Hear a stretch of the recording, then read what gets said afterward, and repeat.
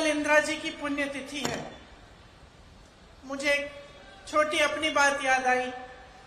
मैं 12 साल की थी। उस दिन सुबह 9 बजे 8 बजे मैं स्कूल जा रही थी, तो हम लोग इकट्ठे रहते थे। दादी के पास गई।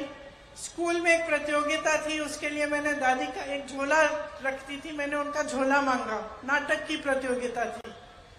झोला मांगा दादी से और उनको प्यार से ऐसे पकड़ के बाय बाय बोल के स्कूल चली गई। तकरीबन 2 घंटे बाद हमें स्कूल से लेने के लिए सुरक्षा कर्मी आ गए। गाड़ियों में रखा, बिठाया। काफी इतने सारे सुरक्षा कर्मी मैंने जीवन में नहीं देखे थे। अचानक हमें घर ले गए। हमें मालूम नहीं था, राहुल को और मुझे, कि क्या हुआ। मैं 12 साल की थी, वो 14 साल का था। घर आए, गाड़ी से उतरे तो जमीन पे खून के बड़े बड़े धब्बे थे। उस समय हमें मालूम नहीं था कि हमारी दादी का खून था जो उस मिट्टी में मिल चुका था। अंदर गए, माता पिता नहीं थे।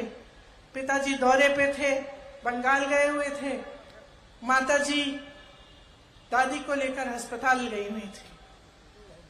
जब अंदर गए और पता चला कि दादी की हत्या की गई है, तो एक अजीब सा भय, अजीब सा दुख मन में जागा और ऐसे लगा कि क्या अगले दिन सुबह हो भी सकती है कि हमारी दादी, जो सिर्फ हमारी दादी नहीं थी लेकिन एक महान शख्सियत थी, क्या उनको इस तरह से कोई खत्म भी कर सकता है, और इतनी हिंसा से। और अक्सर मैं सोचती हूं कि इतनी हिंसक घटना घटी हमारे साथ। हमारी दादी मां समान थी हमारे, लेकिन कैसी देशभक्ति की भावना उन्होंने हमारे दिलों में डाली होगी कि 1 सेकंड के लिए, 1 मिनट के लिए हमारी इस देश में आस्था नहीं टूटी। 7 साल बाद, और ये मैं लंबी चौड़ी बात आपको इसलिए बता रही हूं, मैं बताऊंगी क्यों।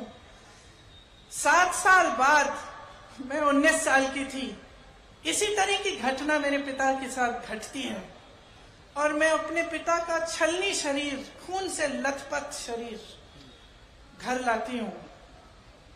फिर भी मेरी इस देश में आस्था नहीं टूटती, फिर भी देशभक्ति कम नहीं होती, बढ़ती चली जाती। कैसी भावना होगी उन लोगों के दिल में कि हम बच्चों में उन्होंने ऐसी देशभक्ति की भावना डाल दी कि तब से लेकर अब तक ये टूट नहीं पाई। मैं इसलिए ये सारी बातें कह रही हूं क्योंकि जब हम अपनी बीती हुई पीढ़ियों की बात करते हैं, जब हम इंदिरा जी की बात करते हैं, नेहरू जी की बात करते हैं, राजीव जी की बात करते हैं,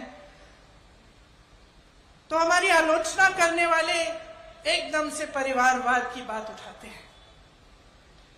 मैं आपसे ये कहना चाहती हूं कि ये परिवारवाद नहीं है, ये देश के प्रति एक भक्ति है जो टूट नहीं पा रही है।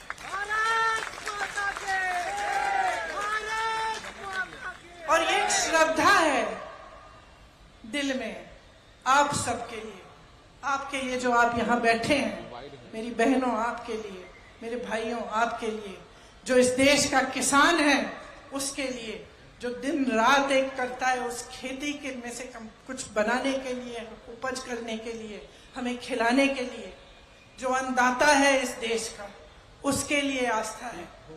जिसका बेटा जवान बनके सेना पे तैनात होता है हमारे लिए, जो मेरी दादी की तरह, मेरे पिताजी की तरह इस देश के लिए अपनी जान देने के लिए तैयार होता है, उसके प्रति आस्था है।